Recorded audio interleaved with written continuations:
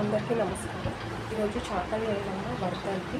చాకలి ఐలమ్మ గురించి తెలియని వాళ్ళు ఎవరు ఉండరు తెలంగాణలో. ఎందుకంటే తన ఒక తెగింపు, అంటే తన పొలాన్ని విష్ణువుడి రామచంద్రారెడ్డి ఆక్రమించుకుంటే తనకు జరిగిన అన్యాయం కోసం తను పోరాడేది. ఇంకా ఎవరికి అన్యాయం జరుగుద్దని చెప్పి తన కమ్యూనిస్ట్ రాష్ట్రాలతో తను పోరాటం చేసిన శ్రీమూర్తి. తను చాలా ధైర్యంతో, అంటే ఒక పట్టుదలతో, ఒక ధైర్యంతో, ఒక నమ్మకంతో ముందెళ్ళి భూస్వాములకు ఎదురెళ్ళి పోరాడిన స్త్రీ.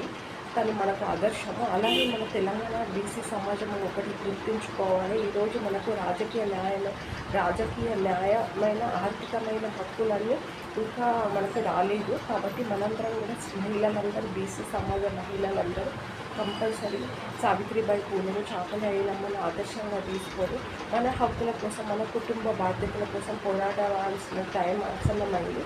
కాబట్టి అందరూ, ప్రతి ఒక్కరూ, ఎందుకంటే రాజకీయ న్యాయమైన ఆర్థిక హక్కులన్నీ ఇంకా అలానే ఉన్నాయి. కాబట్టి బీసీ సమాజం అనేది మేల్కోవాలి. మహిళలు ఇంకా అన్నిట్లలో ముందుండాలి.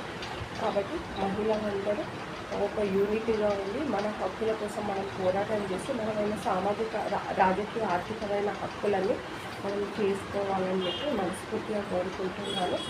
మనకు 326 ఆర్టికల్ అనేది ఓట్ ఫర్ రైట్ ఇచ్చింది. కాబట్టి డెమోక్రసీలో మనందరిది ప్రజల కోసం, ప్రజల చేత ఎన్నుకోబడింది. కాబట్టి మనందరికీ అడిగే హక్కు ఉంది. కాబట్టి తీసుకోవాల్సిన హక్కులు కూడా మనకే ఉన్నాయి. కాబట్టి ఇదంతా కంపల్సరీ బీసీ సమాజం అనేది మహిళలందరూ చైతన్యం కావాలని మనస్ఫూర్తిగా కోరుకుంటున్నాను.